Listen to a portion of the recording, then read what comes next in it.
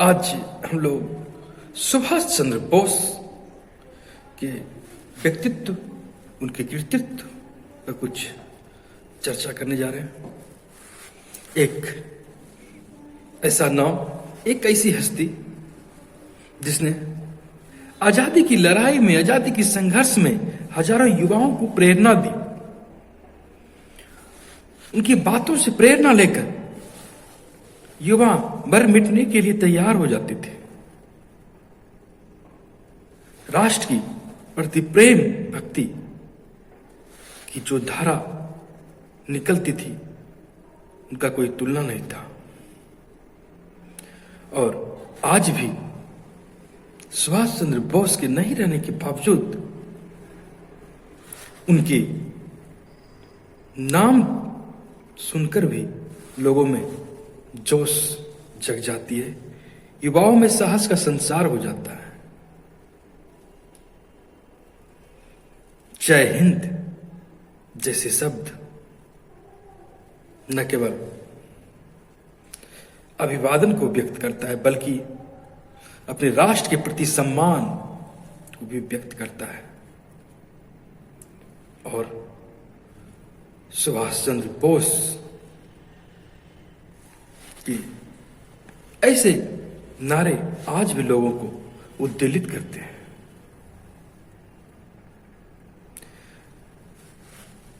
जनता के बीच राष्ट्रीय एकता, बलिदानी और सौहार्द की जो भावना उन्होंने जागृत की थी, उनकी मिसाल अन्यत्र देखने को नहीं मिलती है। ब्रिटिश साम्राज्यवाद की नींव हिला देने वाला ऐसा महामानव, ऐसी शक्ति क्रांतिकारियों की विसाहत में अग्रणीय स्थान रखता है, जिनका एकमात्र मकसद था ब्रिटिश साम्राज्यवाद की समाप्ति। इससे नीचे किसी भी समझौते के लिए वे तैयार नहीं थे। उग्रपंथी विचारधारा के बावजूद नरमपंथी, नरम दल वाले भी उनसे प्रेम करते थे, उनकी विचारधारा को काट नहीं सकते थे। सुभाष चंद्र बोस के बारे में, उनके विचार को जानने के पहले सुभाष चंद्र बोस के बारे में, तुरंत व्यक्तित्व के बारे में थोड़ा जाने तो सुभाष चंद्र बोस का जन्म 1897 को हुआ था। 23 जनवरी 1897 को उड़ीसा के कटक में। और यह उड़ीसा 1897 के समय बंगाल प्रांत का हिस्सा हुआ करती थी। आपको पता है, बाद में यह बिहार का हिस्सा बना, फिर बाद में उड़ीसा बना। तो सुभाष चंद्र बोस का जन्म 23 जनवरी 1897 को कटक में हुआ था। उनके पिताजी का नाम जानकीनाथ बोस और माताजी का नाम प्रभावती बोस था। उनकी शादी भी हुई थी, सुभाष चंद्र बोस की शादी जर्मनी में हुई थी। वह ऑस्ट्रिया की युवती थी एमिली, उनसे उनकी शादी हुई थी। और उनकी एक पुत्री थी अनिता बोस, आपने नाम सुना होगा। और उन सुभाष चंद्र बोस के गुरु थे सीआर दास, और वे राजनीतिक गुरु रहे उनके। वहीं सीआर दास की पत्नी बसंती देवी को भी वे बहुत सम्मान देते थे। उन्हें भी मां का दर्जा उन्होंने दिया। उनसे बहुत ज्यादा वे प्रभावित रहे।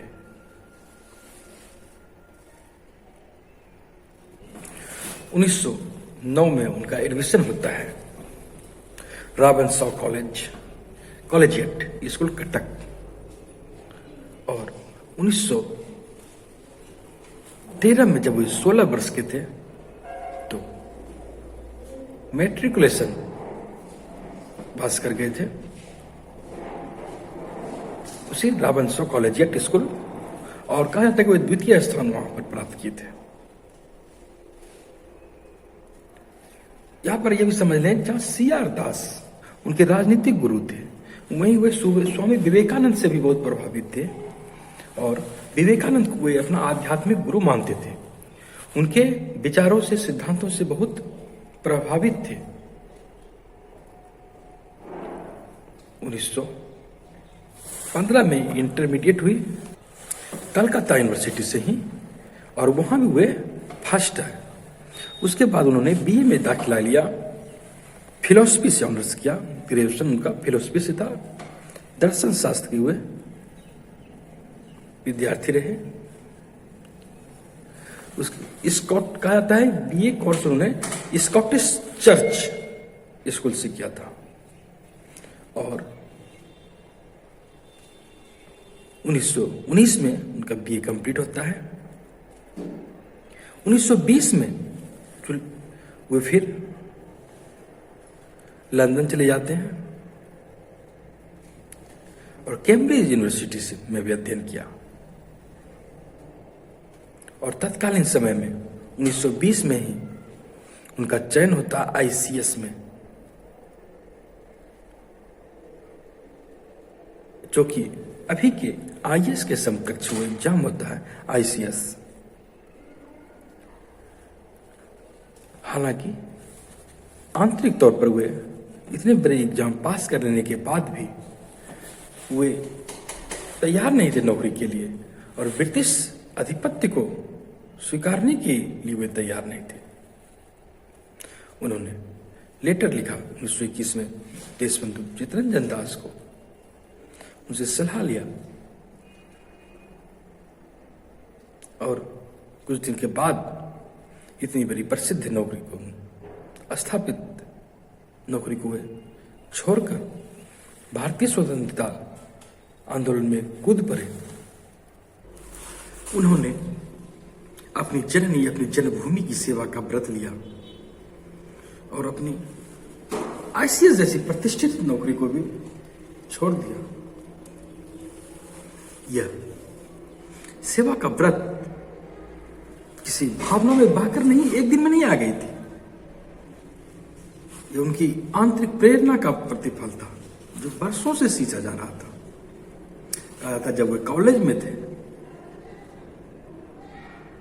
वहां पर एक प्रोफेसर से उनकी बात नहीं बनी और वे क्रांतिकारी भावना में बह गए।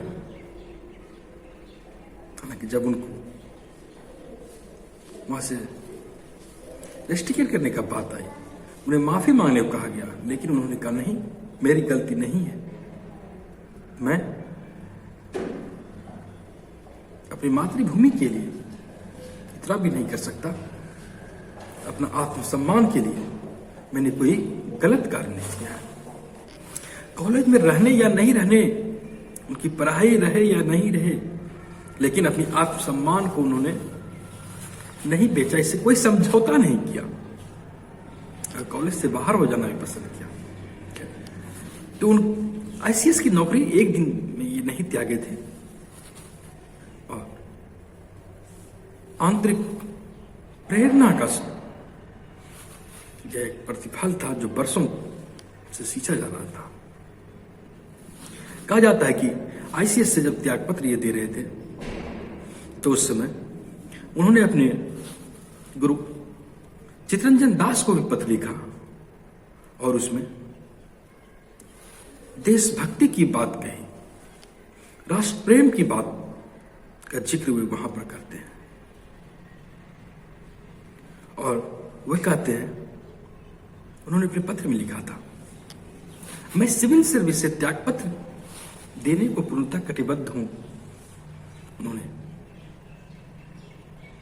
यह प्रण ले चुका था और लिखते हैं, यदि ऐसा संभव हो गया तो मैं अपना समय निरर्थक चिंतन में नष्ट नहीं करूंगा, बल्कि नौकरी छोड़ते ही तुरंत राष्ट्र सेवा में लग जाऊंगा।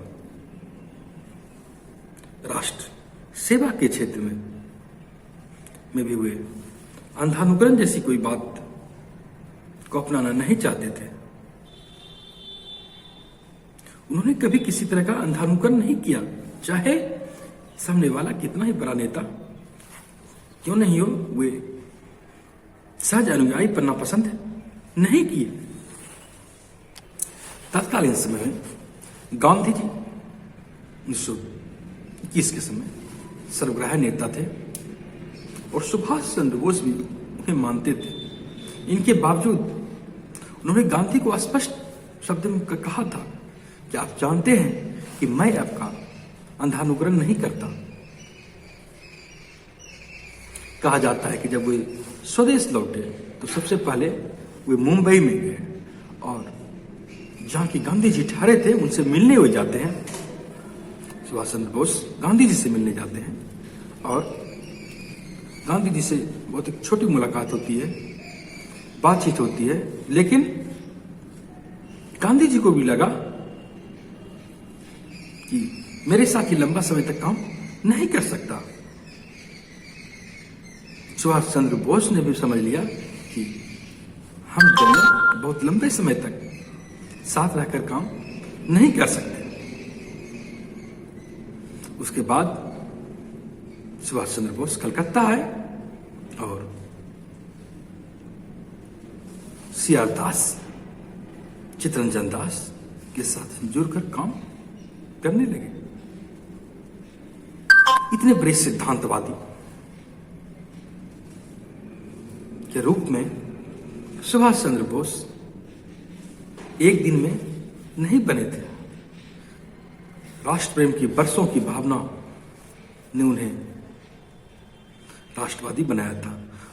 इन सबों के साथ साथ वे सरल थे, भावुक हृदय रखते थे और इन सबों के साथ साथ सबसे बड़ी बात, सबसे विशेषता थी कि वे निर्भीक थे, निर्भीकता पूर्वक अपनी बात रखते थे, अपने सिद्धांत रखते थे और अपने स्वाभिमान से किसी तरह की समझौता कभी भी पसंद नहीं करते थे। यही कारण है कि राजनीतिक क्षितिज पर सुभाष चंद्र बोस के जैसा कोई दूसरा नाम देश में उभर कर नहीं आ सका। जब वे थे उस समय भी और जब वे नहीं है इस समय भी। सुभाष चंद्र बोस सिद्धांत, उनकी विचारधारा से उनके नहीं मानने वाले भी उनसे प्रभावित रहते थे। देशवासियों से सुभाष चंद्र बोस ने अपील किया, उनसे कहा मत भूलो कि गुलाम रहने से बड़ा और कोई अभिशाप मनुष्य के लिए नहीं है। आजादी के लिए लोगों को जोर से गाते थे। वे कहते हैं यह कभी मत भूलिए कि अन्याय, उत्पीड़न से समझौता करना सबसे बड़ा पाप है। अपना सनातन नियम याद करने की बात करते हैं कि यदि तुम जीवन प्राप्त करना चाहते हो तो उसका उत्सर्ग करो और याद रखो कि अन्याय के विरुद्ध लड़ना भी सबसे बड़ा गुण है, फिर चाहे उसका कोई भी मूल्य क्यों न चुकाना पड़े। अपने देश को हमेशा सर्वोच्च स्थान मानने वाले सुभाष चंद्र बोस ने कहा था, भारत राष्ट्र एक जीवित आत्मा है।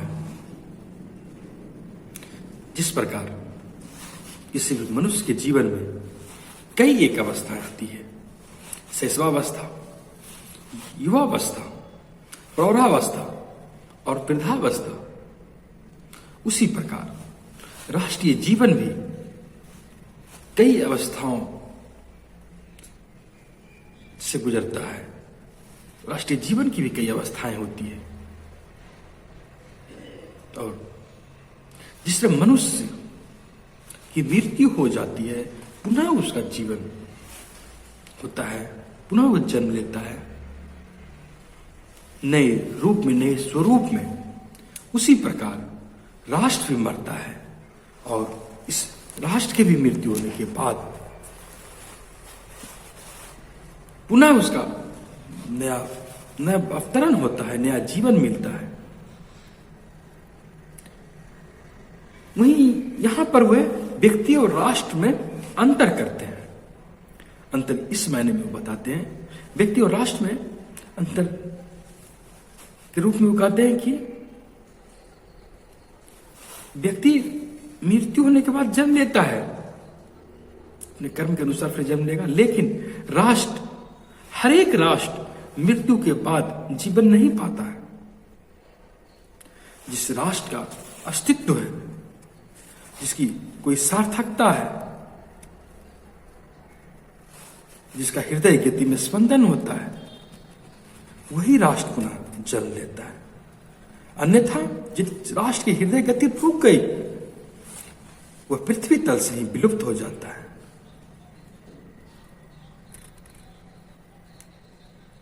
और भारत राष्ट्र एक से अधिक बार मरा है, किंतु मृत्यु के बाद भी पुनः जीवित हुआ है। इसका कारण है भारत के अस्तित्व की सार्थकता है, पहले भी थी और अभी भी है। भारत के संदेश को विश्व ने आत्मसात किया है और इसे दुनिया के हर एक कोने तक पहुंचाना है। अपनी संस्कृति की विशेषता है जो अन्यत्र नहीं मिलती है। विश्व मानव के लिए ग्रह है। यही हमारी सभ्यता, विज्ञान, कला, साहित्य, व्यवसाय, वाणिज्य हर दिशा में न केवल राष्ट्र को समृद्धि दिलाई है, बल्कि विश्व को भी देने की क्षमता रखता है। मानवता का संदेश, शांति और सहिष्णुता का संदेश यह राष्ट्र की संस्कृति में है। इसे यह देश हमेशा प्रस्तुत करता रहा है। भारत के मनीषियों ने अंधकारमय युगों में भी अपने ज्ञान दीप को जलाए रखा, और हम भारतवासी उसी की संतान है। परम लक्ष्य तो भारत पाकर रहेगा। सुभाष चंद्र बोस की तुलना जब नेहरू से होती है तो दोनों एक राह पर खड़े नजर नहीं आते हैं।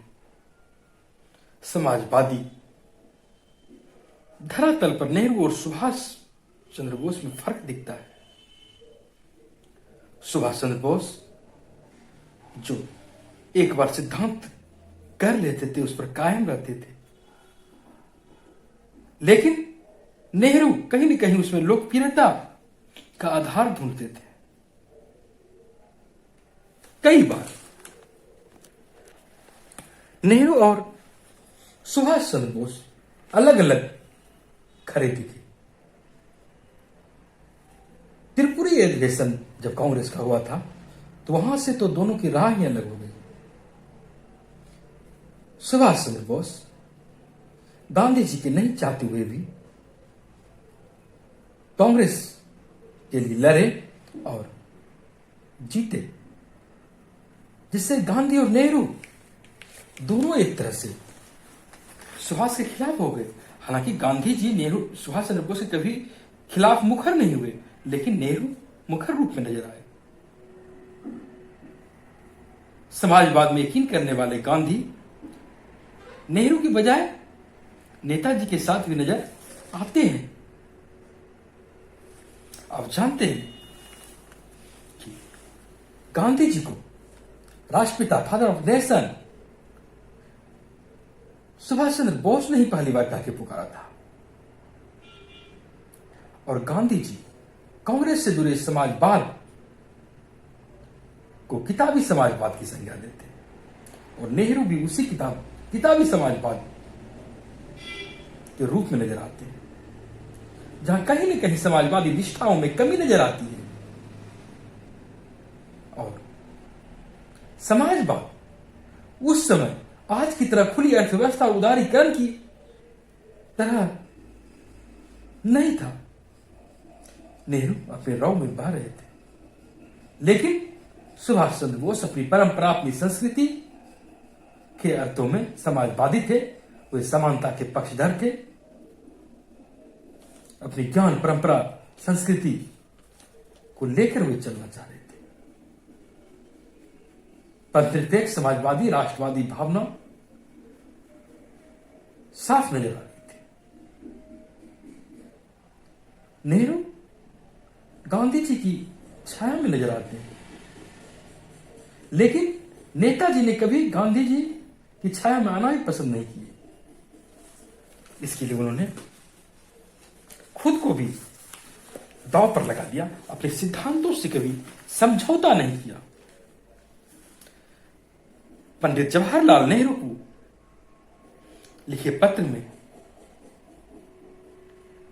बॉस लिखते हैं नेहरू को, कभी कभी तुम अपने को समाजवादी, पक्का समाजवादी भी कहते हो, पर मेरी समझ में नहीं आता कि कोई समाजवादी जैसा कि तुम अपने आप को मानते हो व्यक्तिवादी कैसे हो सकता है, एक दूसरे से भिन्न होता है। मेरे लिए यह भी एक पहेली है कि तुम जिस व्यक्तिवाद के समर्थक हो उसके जरिए समाजवाद कभी भी कैसे स्थापित हो सकता है। सुभाष चंद्र बोस कहते हैं, मुझ में और जवाहरलाल नेहरू में इतना ही अंतर है, यह एकमात्र संजोग है कि उन्होंने केवल भारत में जन्म लिया है, वरना शिक्षा, मानवता, अन्य सभी दृष्टियों से तो नेहरू अंग्रेज है, जबकि मैं सुभाष चंद्र बोस इसी धरती मां का बेटा हूं। सुभाष और नेहरू के व्यक्तिगत विचार, राजनीतिक एवं मतभेद हर हमेशा उभर कर आती रही। इसके बावजूद सुभाष चंद्र बोस ने नेहरू से सहमत नहीं हो, लेकिन उनका हमेशा सम्मान किया। एक पत्र में उन्होंने लिखा है सुभाष चंद्र बोस ने, मैं व्यक्तिगत और सार्वजनिक जीवन में तुम्हारा बहुत लिहाज और ख्याल करता आया हूं। राजनीतिक दृष्टि से मैंने तुम्हें अपना बड़ा भाई और नेता माना है और अक्सर तुम्हारी सलाह लेता आ रहा हूं। वहीं नेहरू के व्यवहार गांधी जी, सुभाष चंद्र बोस को कहीं न कहीं अच्छे नजर नहीं आते थे, इसलिए उन्होंने यह भी लिखा, मुझे लगता है कि तुम कुछ समय से मुझे ज्यादा ही नापसंद करने लगे हो, इसलिए मैं यह कहता हूं कोई बात जो मेरे विरुद्ध पड़ती तो उसे बड़े उत्साह से ग्रहण कर लेते हो और मेरे पक्ष आने वाली बातों की उपेक्षा करते हो। मेरे राजनीतिक विरोधी मेरे खिलाफ जो कुछ कहते हैं तुम उसे मान लेते हो, किंतु तुम उनके खिलाफ कही जा सकने वाली बातों के प्रति करीब करीब अपनी आंखें बंद कर लेते हो। नेहरू और सुभाष चंद्र के बीच राजनीतिक प्रतिद्वंदिता तो नजर आती है। नेहरू ने आजादी के लिए कभी विदेशी राष्ट्रों की पक्षधरता स्वीकार नहीं की, लेकिन सुभाष चंद्र बोस ने स्वयं को, चाहे उनके विपक्षी कितना ही कट्टर फासिस्ट क्यों न कह दे, उन्होंने हर उस देश से सहायता लेना पसंद किया जो भारत को आजादी दिलाते। यही कारण है कि सुभाष चंद्र बोस ने जर्मनी, इटली, जापान जैसे देशों से सहायता स्वीकारने पर कोई भी हिचकिचाहट नहीं दिखाई। जर्मनी, इटली, जापान जैसे देश ब्रिटेन के विरोधी थे, इसके बावजूद सुभाष चंद्र बोस ने उनसे हाथ मिलाया, उनसे सहायता मांगी और इस कारण भी सुभाष चंद्र बोस को फासिस्ट करार दे दिया गया था।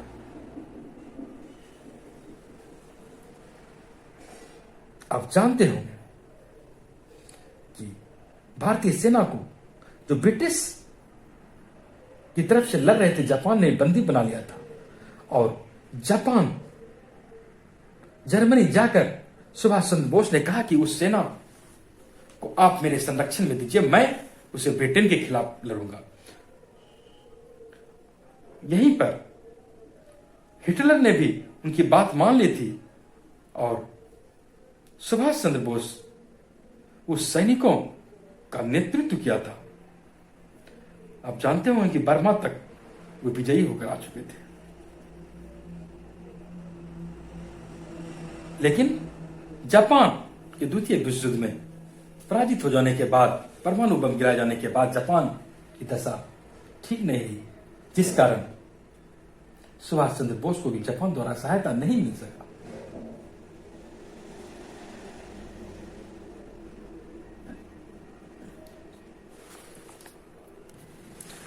सुभाष चंद्र बोस और नेहरू जी के बीच अंतर्राष्ट्रीय मसलों को लेकर भी दोनों मतभेद था। सुभाष चंद्र बोस ने नेहरू को लिखा था, अंतर्राष्ट्रीय मामलों में तुम्हारी नीति बहुत ही पंगु है। कुछ समय पहले जब तुमने कांग्रेस कार्य समिति के सामने इस आशय का प्रस्ताव पेश किया कि यहूदियों को भारत में बसने दिया जाए, तो मैं आश्चर्यचकित रह गया। जब कार्य समिति ने इस प्रस्ताव को ठुकरा दिया तो तुमको बड़ी चोट लगी। विदेश नीति यथार्थवादी विषय है और उसका निर्धारण मुख्यतः राष्ट्र के हित से ही होना चाहिए। उदाहरण के लिए रूस को लो, अपनी आंतरिक राजनीति में वह साम्यवाद का पोषण करता है, किंतु अपनी विदेश नीति पर वह कभी भी अपनी भावनाओं को हावी नहीं होने देता। यही कारण है कि जब उसे अपना फायदा नजर आया तो उसने फ्रांसीसी साम्राज्यवाद के साथ समझौता करने में कोई संकोच नहीं किया। फ्रांस रूस समझौता और चेकोस्लोवाक रूस समझौता इसकी पुष्टि करते हैं। आज भी रूस ब्रिटिश साम्राज्य के साथ समझौता करने की उत्सुक है। अब तुम बताओ तुम्हारी विदेश नीति का क्या है? बोस लिखते हैं, भावनाओं के बुदबुदों और नेक शिष्टाचारों से विदेश नीति का निर्माण नहीं होता। हर समय पराजित ध्येय की वकालत करते रहने और एक और जर्मनी और इटली जैसे देशों की निंदा करने और दूसरी ओर ब्रिटिश और फ्रांसीसी साम्राज्यवाद को सदाचरण का प्रमाण पत्र देने से कोई काम बनने वाला नहीं।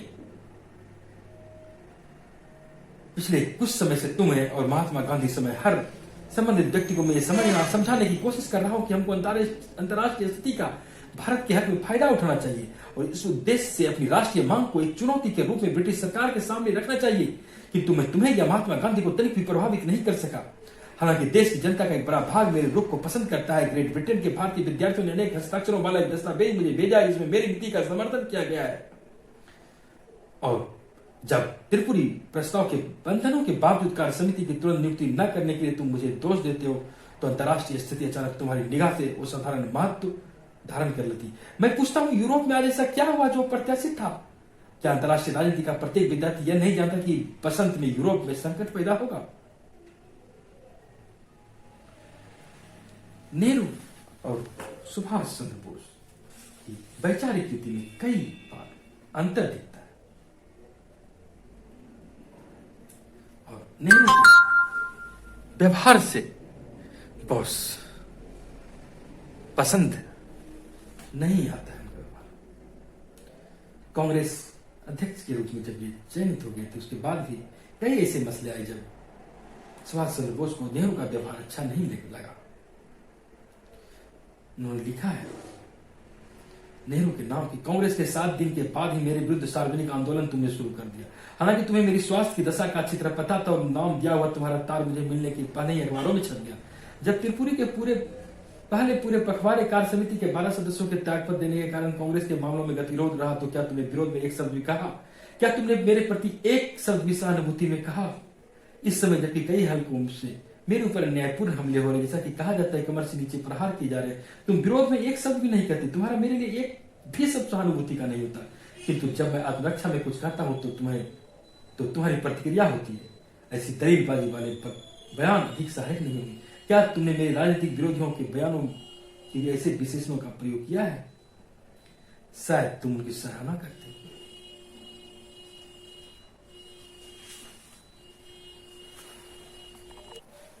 गांधी से भी सुभाष चंद्र बोस ने कई बार संवाद किया है और एक पत्र में गांधी जी ने जवाब देते हुए लिखा है कि हमारा आपसी मतभेद खराब नहीं बल्कि पारस्परिक श्रद्धा और विश्वास का अभाव खराब है। यह समय द्वारा ही मिटेगा जो कि सर्वोत्तम दवा है। अगर हमारे अंदर वास्तविक अहिंसा है तो घरेलू युद्ध नहीं होगा। आपसी कटुता तो और भी कम होनी चाहिए। कांग्रेस कार्य समिति ने अपनी भूमिका को लेकर थोड़ी वैमनस्यता तो अवश्य दिखती है। कांग्रेस में सक्रिय हस्तक्षेप को, सुभाष चंद्र बोस के हस्तक्षेप को कई अन्य नेता शायद पचा नहीं पाते थे, ऐसा लगता है।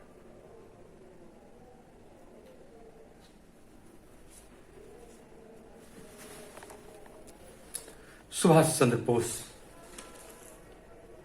के बारे में कहा जाता है कि वे अपनी मां से बहुत अधिक प्रभावित थे। उनकी मां का नाम था प्रभावती बोस और यद्यपि कि वे अपनी मां के पास नहीं रहे, हॉस्टल में रहे, स्कूल में रहे, उसके बाद विदेश चले गए पढ़ने, इसके बावजूद उनकी मां का उन पर बहुत बड़ा प्रभाव पड़ा। उनकी मां का व्यक्तित्व ऐसा था कि उन पर बहुत ही प्रभाव पड़ा और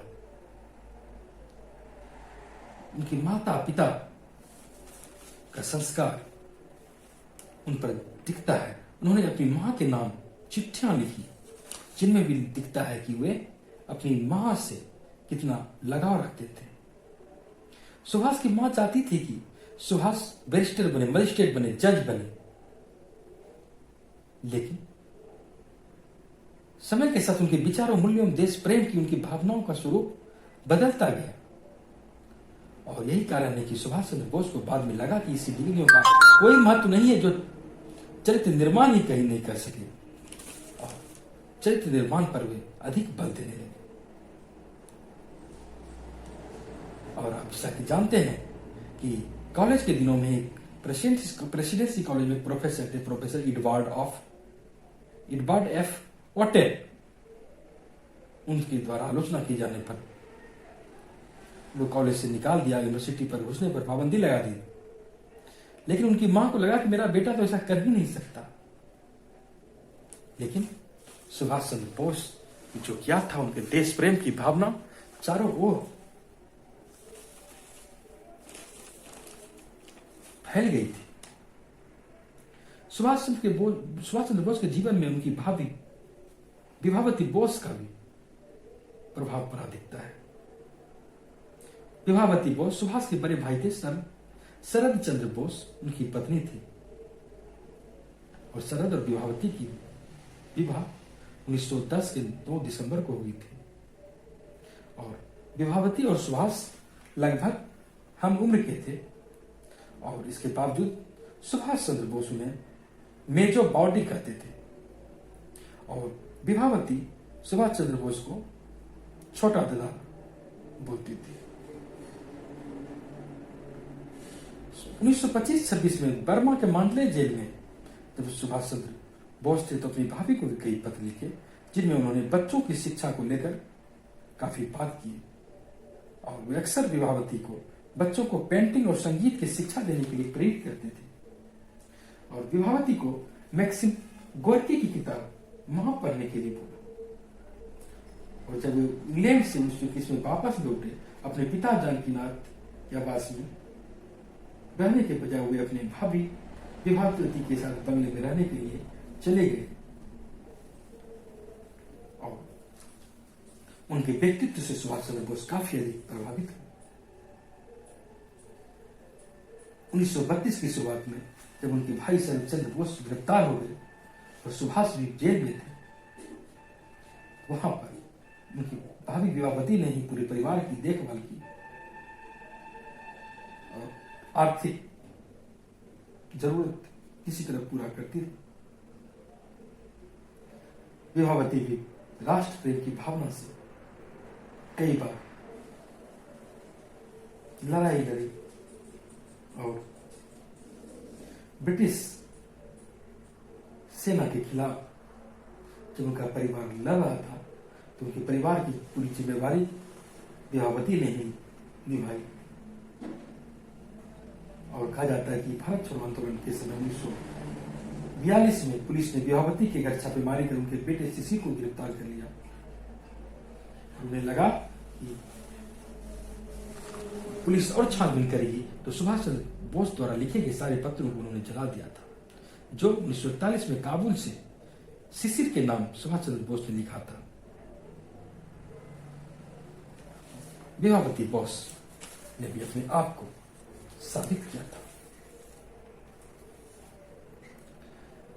सुभाष चंद्र बोस बसंती देवी से भी बहुत प्रभावित हुए। बसंती देवी उनके गुरु चित्तरंजन दास की पत्नी थी। कहा जाता है कि वो अपनी मां प्रभावती देवी से भी ज्यादा बसंती देवी के करीब थे और जब सुभाष चंद्र बोस को कलकत्ता यूनिवर्सिटी से निकाल दिया गया था और वे CR दास के घर गए थे, उस समय बसंती देवी यद्यपि कि उनसे बहुत ज्यादा परिचित नहीं थी, इसके बावजूद जब पहचान हो गया तो फिर उनसे बहुत लगाव हो गया और सुभाष चंद्र बोस उनसे काफी प्रभावित हुए। और जब सुभाष चंद्र बोस ब्रिटेन से आईसीएस की नौकरी के त्याग पत्र देकर देशबंधु चित्तरंजन दास के घर गए थे, तो उन्हें जब वे देखी तो काफी अधिक खुश हुई। और जब कभी सुभाष चंद्र बोस को कुछ तरह की बातें लगती तो वे बसंती देवी की सलाह अवश्य लेती।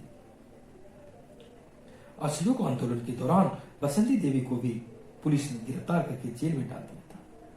हालांकि उन्हें बाद में रिहा कर दिया गया था। बसंती देवी के बारे में कहा था वो भी सुभाष चंद्र बोस की हर बात को गौर से सुना करती थी और सही सलाह दिया करती थी। 1941 जनवरी में जब सुभाष चंद्र बोस घर छोड़कर चले गए थे, वही दोनों की अंतिम मुलाकात हुई थी। उसके बाद फिर मुलाकात नहीं हुई। और सुभाष चंद्र बोस के जीवन में उसकी पत्नी एमिली का भी अहम योगदान रहा। एमिली से सुभाष चंद्र बोस भी काफी प्यार करते थे। सुभाष के घनिष्ठ मित्र थे नामबिया। उनके मुताबिक सुभाष एक आइडिया वाले शख्स थे और वो चाहते थे, भारत की आजादी चाहते थे। जब एमिली के संपर्क में आए तो एमिली और सुभाष काफी करीब आए। उस समय नेताजी जून 1934 में वियना में थे और दरअसल सुभाष चंद्र बोस ने पुस्तक द इंडियन स्ट्रगल लिखने के लिए किसी सहयोगी की जरूरत थी जो टाइप कर सकती थी। और एमिली ने जून 1934 से सुभाष के साथ काम करना शुरू किया। एमिली ही एकमात्र ऐसी महिला थी जिसका जिक्र नेताजी ने अपनी किताब की प्रस्तावना में भी किया है। वे अक्सर ऑस्ट्रिया के रिजॉर्ट बादगिस्तान जाया करते थे और वहीं दोनों ने बादगिस्तान में 26 दिसंबर 1937 में शादी कर ली थी। हालांकि ये सार्वजनिक नहीं किया था और 29 नवंबर 1942 को उनकी बेटी का जन्म हुआ, जिसका नाम अनीता रखा गया। सुभाष अपनी बेटी को देखने के लिए दिसंबर 1942 में वियना में पहुंचे। इसके बाद सुभाष चंद्र बोस अनीता को छोड़कर अपनी मिशन में लगे और एमिली और सुभाष की प्रेम कहानी को ज्यादा लोग तत्कालीन समय में नहीं बता सके। एमिली ऑस्ट्रिया की युवती थी और उनका एक पत्र है जो कि 5 मार्च 1936 को एमिली के लिए सुभाष चंद्र बोस ने लिखा था। माय डार्लिंग, समय आने पर हिम पर्वत भी पिघलता है, ऐसा भाव मेरे अंदर भी है। मैं तुमसे कितना प्रेम करता हूँ ये बताने के लिए कुछ लिखने से खुद को रोक नहीं पा रहा हूँ। जैसा कि हम एक दूसरे को आपस में कहते हैं, माय डार्लिंग तुम मेरे दिल की रानी हो, लेकिन क्या तुम मुझसे प्यार करती हो? सुभाष चंद्र बोस लिखते हैं कि मुझे नहीं मालूम कि भविष्य में क्या होगा। हो सकता है कि जीवन जेल में बिताना पड़े, मुझे गोली मार दी जाए या फांसी पर लटका दिया जाए। हो सकता है मैं तुम्हें कभी देख ना पाऊं, कभी पत्र न लिख पाऊं, लेकिन भरोसा करो तुम हमारे दिल में हमेशा रहोगी। अगर इस जीवन में नहीं मिले तो अगले जीवन में तुम्हारे साथ रहूंगा। सुभाष चंद्र बोस और एमिली का साथ महज 12 साल का रहा, जिसमें दोनों एक साथ 3 साल से भी कम एक संग रह सके। अनीता दोनों की निशानी दुनिया के सामने आए। एमिली और अनीता के पास में बाद में कभी लौट न सकी, लेकिन एमिली सुभाष चंद्र की बोस की यादों में हमेशा रहे और एमिली 1996 तक जीवित रहे।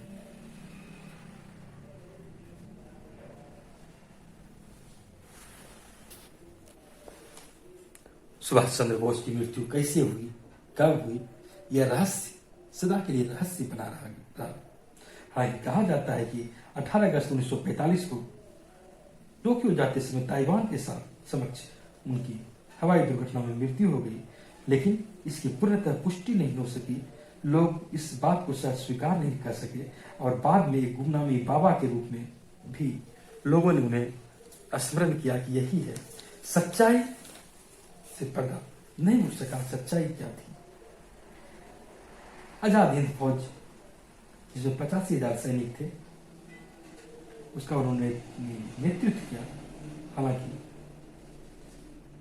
कैप्टन मोहन सिंह ने आजाद हिंद फौज की स्थापना की थी, लेकिन सुभाष चंद्र बोस ने उनका नेतृत्व किया और सुभाष चंद्र बोस ने सर्वोच्च सेनापति के रूप में हमेशा उनका हौसला अफजाई करते हैं। सुभाष चंद्र बोस विदेशों में रहकर आजाद हिंद सरकार बनाई और उन्होंने कहा कि मैं यहां से भारत की तरफ से लड़ूंगा, और आजाद हिंद सरकार को कुछ राष्ट्रों ने मान्यता भी दी। जर्मनी, जापान, फिलीपींस, चीन, इटली, आयरलैंड जैसे देशों ने आजाद हिंद सरकार को मान्यता भी दी।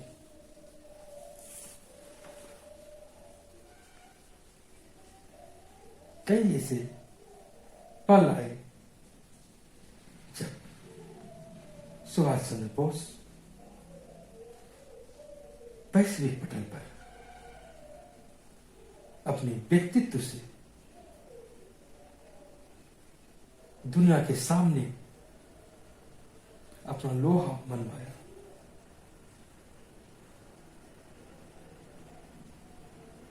बचपन से ही सुभाष चंद्र बोस जिस लौ में आगे बढ़ रहे थे, अंतिम दम तक वे आगे बढ़ते रह गए, अपने आत्मसम्मान से कभी समझौता नहीं किए। और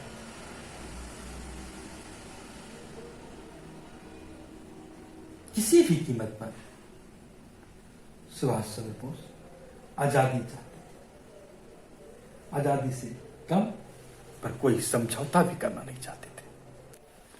सुभाष चंद्र बोस द्वारा दिया गया नारा आज भी लोगों को आह्लादित कर देता है, जोश भर देता है, जय हिंद। और जब वे गया था, उनकी सेना जब मणिपुर तक पहुंच गई थी, वहां पर भी वे जीतने के करीब थे, तो उन्होंने कहा कि अब यहां से नहीं होगा, चलो दिल्ली। और उन्होंने दिल्ली चलो का नारा दिया था। और अपने फौज में जो सिपाही थे उन्हें कहा था, तुम मुझे खून दो, मैं तुम्हें आजादी दूंगा। ऐसे नारे सदा सदा के लिए अपने देश में लोकप्रिय हो गए। जनमानस के हृदय में वे आज भी जीवित है, ऐसे नायक, महानायक के रूप में जीवित है। सैकड़ों वर्षों तक नहीं बल्कि युगों युगों तक उनके विचार जनमानस को झकझोरते रहेंगे। स्वतंत्रता आंदोलन के ऐसे महान नायक देश के लिए हमेशा प्रेरणा स्रोत बने रहेंगे। उनकी मृत्यु भले ही रहस्य बनकर रह गई, लेकिन सुभाष चंद्र बोस की प्रेरणा हमेशा लोगों को जोश का संचार करती रहेगी। आज 125 वर्ष बाद भी नेताजी जनमानस के हृदय में जीवित है। सुभाष चंद्र बोस पर कई किताबें भी लिखी गई है। अगर हम सुभाष चंद्र बोस द्वारा लिखी गई किताब की बात करें तो सुभाष चंद्र बोस ने भी किताब लिखी थी, द इंडियन स्ट्रगल।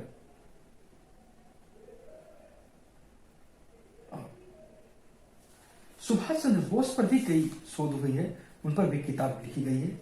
अनुज धर का नाम प्रमुख रूप से इसमें आता है। अनुज धर ने इन पर काफी शोध किया है। उनकी किताब इंडिया बिगेस्ट कवर अप 2013 में प्रकाशित हुई बितासा पब्लिशिंग से। और इसमें नेताजी पर काफी अधिक बातें लिखी गई, उन पर शोध किया गया है और विभिन्न षड्यंत्र के बारे में प्रकाश डाला गया है। और गुमनामी बाबा के संदर्भ में भी अच्छा जिक्र किया गया है, क्या वही थे। और अपने भारत में और अमेरिका में, ब्रिटेन में जहां कहीं अभिलेखागार में कोई सामग्री उपलब्ध हुई, उन्होंने उस सूचनाओं को एकत्र कर अपने पुस्तक में इसका जिक्र किया है। सुभाष चंद्र बोस के बारे में ह्यू टॉय ने भी अपनी पुस्तक लिखी है, द स्प्रिंगिंग टाइगर। 1959 में ही वो पुस्तक उन्होंने लिखी है। सुभाष चंद्र बोस की जीवनी के रूप में ह्यू टॉय ब्रिटिश सैन्य खुफिया अधिकारी थे और नेताजी और इंडियन नेशनल आर्मी की गतिविधियों की खुफिया जानकारी हासिल करने के लिए चुने गए थे। सुभाष चंद्र बोस के बारे में किताब है an Indian Pilgrim. Subhash Chandra Bose, प्रकाशक इनका जयश्री पत्रिका ट्रस्ट और 1948 में प्रकाशित हुई। यह उनकी आत्मकथा है और वो संपादित मूल संस्करण के रूप में है। इसमें वो बचपन की स्मृतियों से लेकर कलकत्ता प्रेसिडेंसी कॉलेज में बिताए गए पल का इसमें जिक्र है। एक विद्यार्थी का अनुभव है और सुभाष चंद्र बोस सिविल सेवा में त्याग पत्र के बारे में अपनी आत्मकथा में प्रकाश डालते हैं। सुभाष चंद्र बोस के जीवन पर कई फिल्में भी बनाई गई है। Bose dead alive, the forgotten army, Gumnaami, Subhash Chandra Bose the forgotten hero, Subhash Chandra Bose the mystery जैसे कई फिल्म में सुभाष चंद्र बोस के जीवन पर प्रकाश डाला गया है। उनके साहस, बल और कर्तव्य, निर्भीकता, अदम्य साहस को दर्शाया गया है। बॉस डेड अलाइव में यह वेब सीरीज 2017 में दर्शकों के सामने आया था और इसमें अनुज धर की किताब इंडिया बिगेस्ट कवर अप से बहुत कुछ लिया गया है और इसमें एक्टर राजकुमार राव ने नेताजी सुभाष चंद्र बोस का किरदार निभाया था और इसमें सुभाष चंद्र बोस से जुड़ी कई अहम रहस्यमयी बातों का जिक्र लोगों किया गया जो कि आमतौर पर लोगों को पता नहीं है। कॉलेज लाइफ से लेकर लव लाइफ जैसे दृश्यों को यहाँ पर दिखाया गया है। उसी तरह दूसरी फिल्म है द फॉरगॉटन आर्मी, यह ओटीटी प्लेटफॉर्म पर आई, जनवरी 2020 में रिलीज हुई थी और इसमें सुभाष चंद्र बोस का रोल अभिनेता कबीर खान ने किया था और इसमें आजाद हिंद फौज के बारे में बताने का प्रयास किया गया है, जिसमें कई अन्य कलाकारों ने भी रोल किया है। आजाद हिंद फौज की जिन बातों से सामान्यतः हिंदुस्तानी अनभिज्ञ है उसे इस फिल्म के माध्यम से परिचित कराने का प्रयास किया गया है। ये फिल्म गुमनामी यह 2019 में आई थी और बंगाली फिल्मकार सृजित मुखर्जी ने इसका निर्माण किया था। प्रसन्नजीत चटर्जी ने गुमनामी फिल्म में नेताजी का किरदार निभाया है और इसमें भी कई एक रहस्यों को सुलझाने का प्रयास किया गया है। फिल्म में नेताजी को गुमनामी बाबा बताया गया है। हालांकि उसके बाद एक फिल्म थी Subhash Chandra Bose the forgotten hero. इस फिल्म में भी सुभाष चंद्र बोस के किरदार को एक्टर सचिन खेरेकर ने निभाया। यह 2004 में रिलीज हुई थी। इसमें भी उनसे जुड़ी बातों को दिखाया गया है। गांधी और नेताजी के बीच जो असहमति है उसे दिखाया गया है। ऐतिहासिक घटनाओं पर आधारित फिल्म यह भी आम पब्लिक द्वारा काफी सराही गई। सुभाष चंद्र बोस द मिस्ट्री यह फिल्म के जीवन पर आधारित है जो 2016 में बनाई गई थी। इसके डायरेक्टर राइटर इकबाल मल्होत्रा थे। फिल्म को मनोरंजक तरीके से प्रस्तुत किया गया जिसे लोगों ने भी पसंद किया। सुभाष चंद्र बोस की क्रांतिकारी भावना सदा जनमानस को उद्वेलित करती रहेगी। वे अपनी बात हमेशा तर्क के साथ, अपनी परंपरा के साथ, अपनी बौद्धिकता के साथ लोगों के समक्ष हमेशा रखते रहे, बिना झुके और बिना टूटे। कांग्रेस को लिखे पत्र में उन्होंने जो कहा था, इस लाइन के साथ मैं अपनी सुभाष चंद्र बोस के बारे में अपनी बातों को समाप्त करता हूं। उन्होंने लिखा था,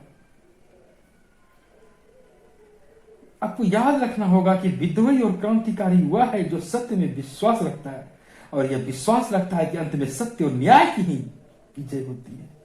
जो असफलताओं से, क्षणिक असत्यों से निराश हो जाता है उसे अपने को क्रांतिकारी कहने का कोई हक नहीं।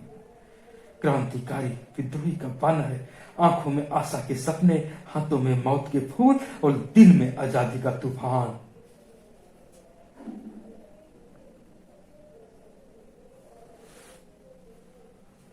हम युद्ध के बाद एक क्रांति करेंगे, और अगर हम उसमें भी वो सफल रहे फिर महायुद्ध करेंगे, फिर लड़ाई का अवसर मिलेगा और भारत पूर्ण रूप से आजाद होगा। यह निश्चित है कि भारत आजाद होगा और यह हम पर निर्भर है।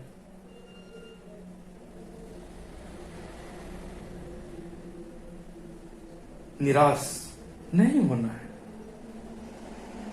मेरे साथी विद्रोहियों। तब तक के लिए अपना झंडा ऊंचा रखो, ऊंचा रखो। इनकलाब जिंदाबाद, आजाद हिंद जिंदाबाद, जय हिंद। धन्यवाद। उम्मीद करते हैं सुभाष चंद्र बोस के बारे में कुछ विशेष जानकारी आपको अवश्य मिली होगी। धन्यवाद।